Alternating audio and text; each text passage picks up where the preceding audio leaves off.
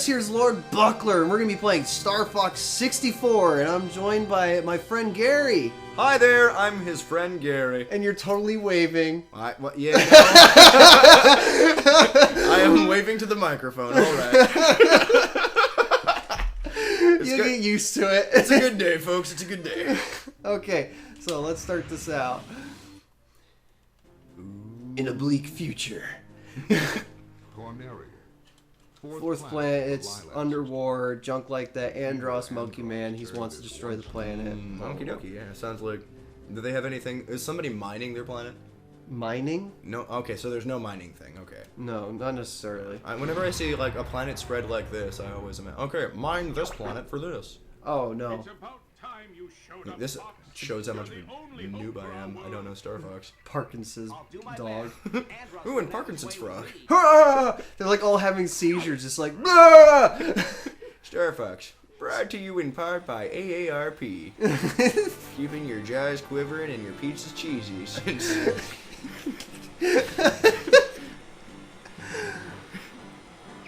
No, the whole setup on the whole world thing is different paths can happen depending on what you do in the level. Oh, that's kind of cool. So, like, there's a lot of replay value, I take it. There is. There's a ton of replay value in this game. That and it's just fun. Cool.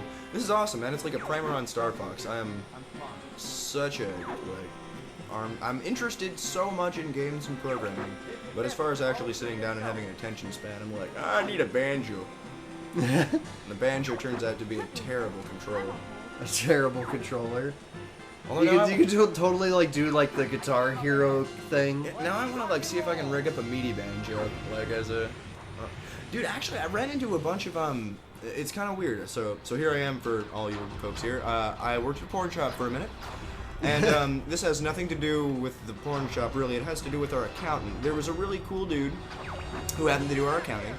And he worked for this music company in the '90s up in Canada, right when like MIDI was just busting onto the scene. Like, actually, it had been out for a few years, but when it was like in the hands of consumers. And it was a company that actually ended up getting bought out by Roland. You might have heard of them. Mm-hmm. And when they bought out Roland, like apparently there was some shady dealings. I have no idea. Really, I was kind of like, you know, staring off into the distance and my eyes were rolling up into the back of my head. But at the end of the story, he's like, you seem interested in music. Let me bring all of this gear that this failed company didn't end up selling down to you next time I come. Because he would come down to the porn shop like 2 times a month for accounting. So, like, I ended up working there a month later before it fell apart at the shop. But he did bring like half of the gear that he had. Holy crap, that is...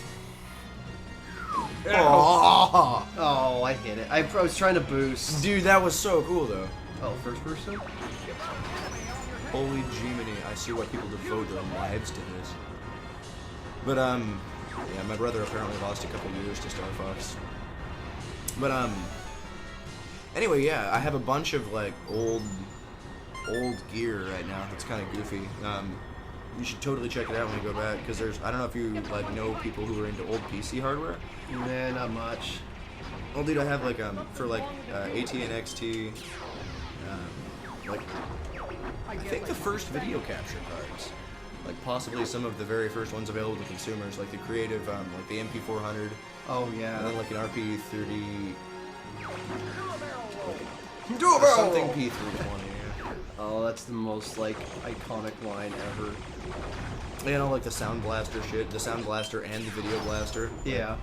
Yeah, so those are kind of cool. There was just a bunch of manuals and stuff that I ended up throwing away because they didn't seem to have any intrinsic value. And, like, I don't know anybody with an Amiga, so, like, those 5 1/4 inch floppies are probably going to end up as art. Right.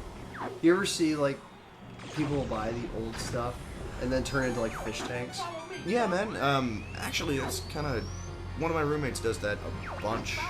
She just got like a whole bunch of 45 records and glued them all together, and like, I don't know, she can make a collage out of pretty much anything.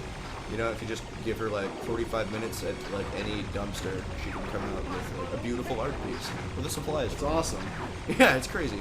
But there's this giant fish now on the wall made out of records. And it's super, I don't know, it's cool as hell. I don't have a visually artistic bone in my body. You play music, but yeah, that's about it. I just like my ears. So what is that thing? Was that a turtle? I can't tell. That looks like some kind of rabbit. That's a rabbit, yeah. Rabbit, Peppy's okay. a rabbit. Slippy's a frog, and Falco's a bluebird. And Fox is a fax. Obvious. Fax. Fax. Hey, fax. And Bowser? Yeah, that's what I was thinking. It's Bowser. Bowser's upgraded from his like weird little clown balloon thing, and he's got some death ship. That looks like Bowser mixed with a Vogon. Oh yeah, totally does.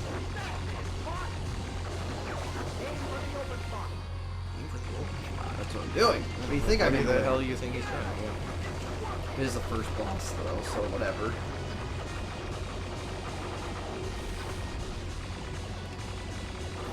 And done. Badango. Your mom!